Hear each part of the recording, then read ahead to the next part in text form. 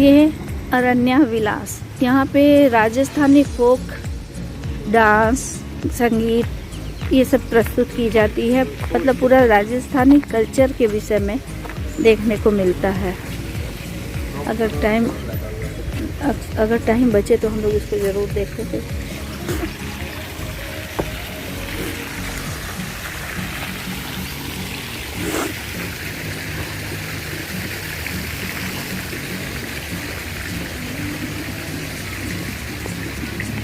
बहुत ही सुकून वाला ये जगह लग रहा है, बहुत शांत और ग्रीनरी, हरे भरे सब है। देखें आगे क्या क्या देखने को मिलता है।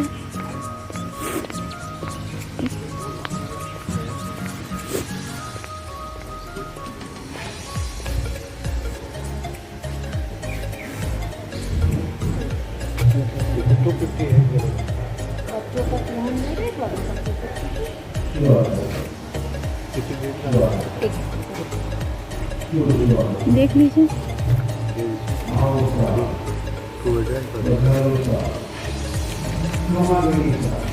आ जाइए।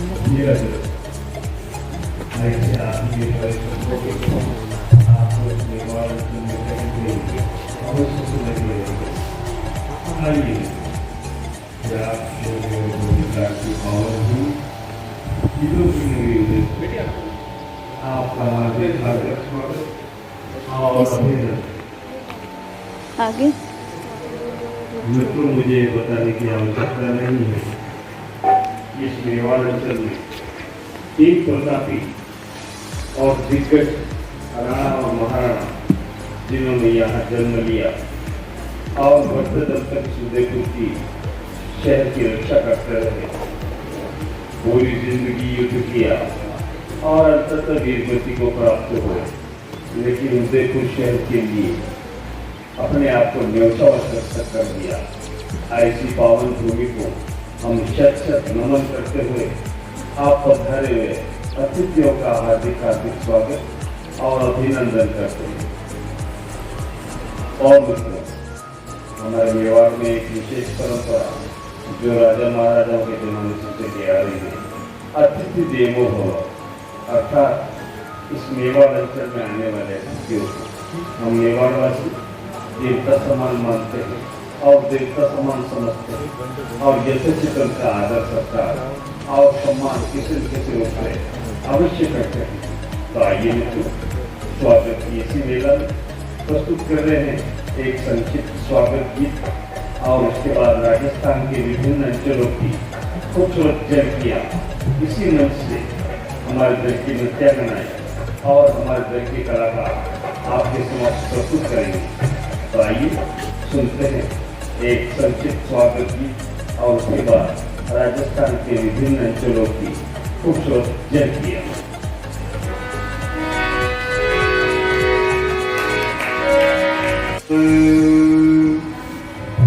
सूर्यकोटि समप्रभा निर्विघ्नं कुरु मे देव, सर्वकार्येषु सर्वदा।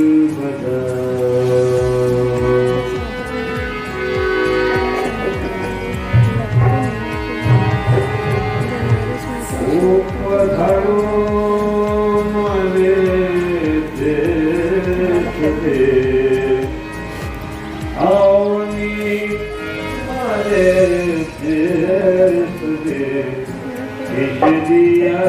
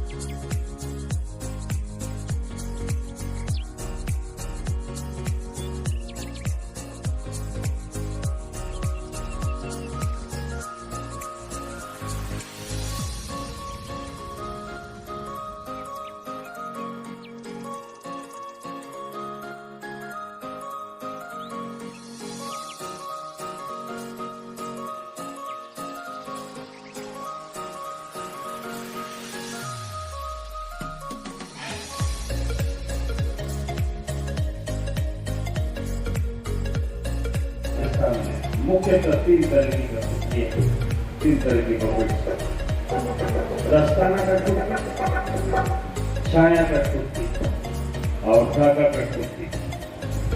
पहले के समय में ये कठपुतली कलाकार पर्दे के पीछे रहते थे और अपनी कठपुतलियों का संचालन किया करते थे, लेकिन आज आपके सामने लेकर के दिखाएंगे कि किस तरह से इनको हैंडल किया जाता है, कैसे इनका संचालन होता है। आ गई है मंच के ऊपर जयपुर शहर की सुप्रसिद्ध नृत्यांगना अनारकली। मित्रों, ये कोई मामूली नृत्यांगना नहीं है, ये जयपुर शहर की काफी लोकप्रिय और हसीन तरीन अदाकारा है। ये काफी व्यस्त रहती है, अभी भी फ्लाइट से जयपुर से यहाँ आई है, लेकिन सफर के दौरान थोड़ा उदास हो गई।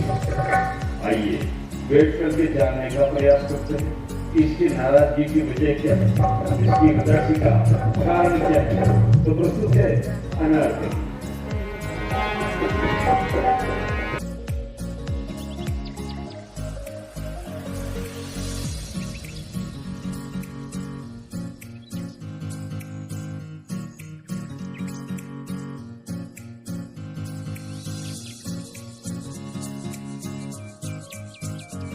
इन समय में एक बूढ़े पेड़ की तेजों पर बैठे हुए पक्षियों के कई झुंड जब आनंद से कलरव करते हैं, एक दूसरे के पंख संवारते हैं, एक दूसरे से टकराते हैं, इस जगह पर विचार विमर्श करते हैं, चारों ओर गहरी शांति व्याप्त होती है।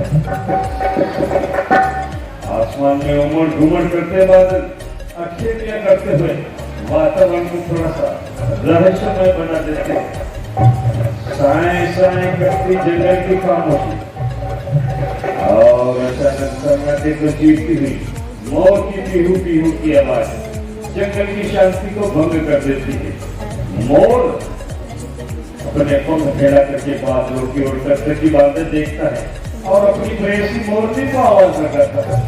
मोर की आवाज सुनकर के मोरनी तोड़ती हुई चली आती है और मोर की आरी में बंद हो जाती है।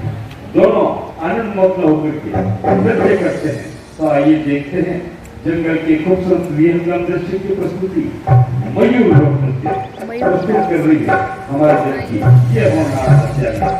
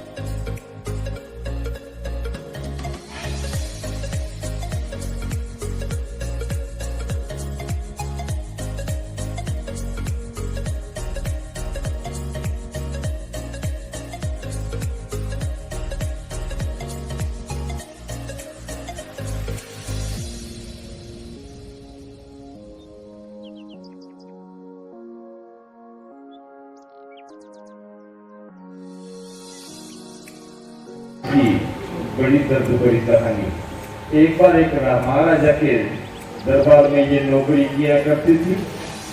दोपहर को तो राजा की सभा में नृत्यांगना का काम करती थी और रात को सिलाई कढ़ाई बुनाई का काम किया करती थी।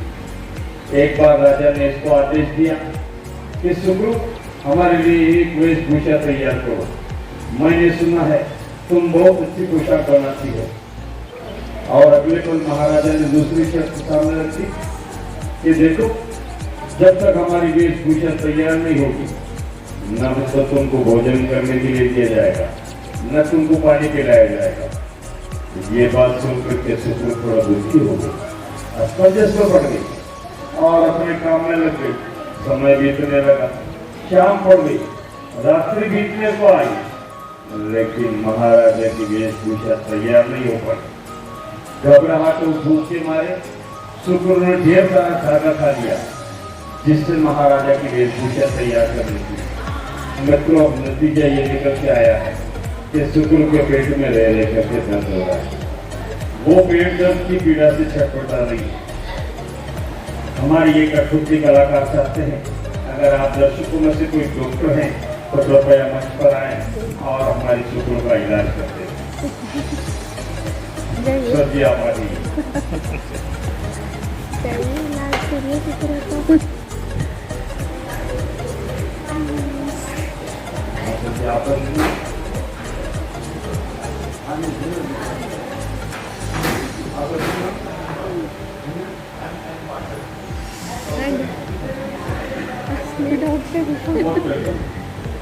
अरे सुग्रीव, देखो, तुम्हारे जो पेट में दर्द हो रहा है और तुम पेट दर्द की पीड़ा से छटपटा रही हो, उसके लिए हमने व्हाट्सएप पर मैसेज डालकर चेयरमैन पाठक को बड़ी दूर से बुलाया है इलाज करवाने के लिए। क्या आप अपना इलाज करवाने के लिए तैयार है? अच्छा, वो तैयार है। पाठक जी, आपको ये करना है कि उसने ढेर सारा धागा खा लिया है, उसके पेट में दर्द है। आपको उसके कान के पास में जाकर के थोड़ा जोर से बोलना है कि धागा निकाल, क्योंकि वो थोड़ा कम सुनती है, बहरी है।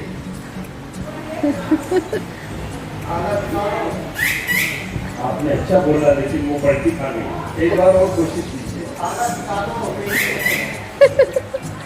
मुझे लगता है आज आपके भोजन की जो भी थोड़ा एनर्जी यूज कीजिए और जोर से बोलिए। अब आपकी बात उसने सुन ली। अब इसके होठ के वहां पर 1 किलोमीटर धागा लटक रहा है।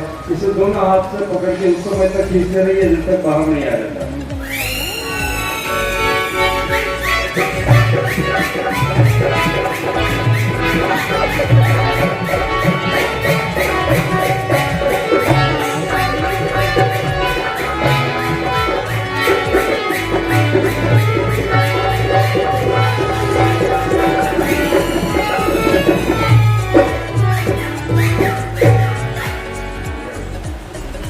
अरे वाह, ये डॉक्टर साहब तो बड़े निपुण डॉक्टर निकले, फटाफट इलाज कर दिया बिना एनेस्थीसिया के। अरे सुग्रीव, आपका पेट दर्द कैसा है? ठीक है, ये डॉक्टर साहब इतनी दूर से किराया भाड़ा लगा करके तुम्हारा इलाज करने के लिए आए हैं। न तो तुम इनको पुरस्कार दे रही हो, न फीस दे रही हो, न थैंक यू बोल रही हो, कैसे काम चलेगा? लीजिए साहब, आपको एक साथ एक थैंक यू दीजिए, जितने थैंक यू चाहिए उतने लीजिए और सीट पर बैठिए। बहुत बहुत धन्यवाद। अरे सुग्रीव, आपका पेट दर्द ठीक हो गया? तो भाई अब जाओ ना, यहाँ खड़ी खड़ी क्या कर रही हो? क्या हुआ? अरे वाह, अरे भाई ये बात डॉक्टर साहब को मैं कैसे बताऊं? पता नहीं पड़ेगा। सुग्रीव भी एक ही बात करती है।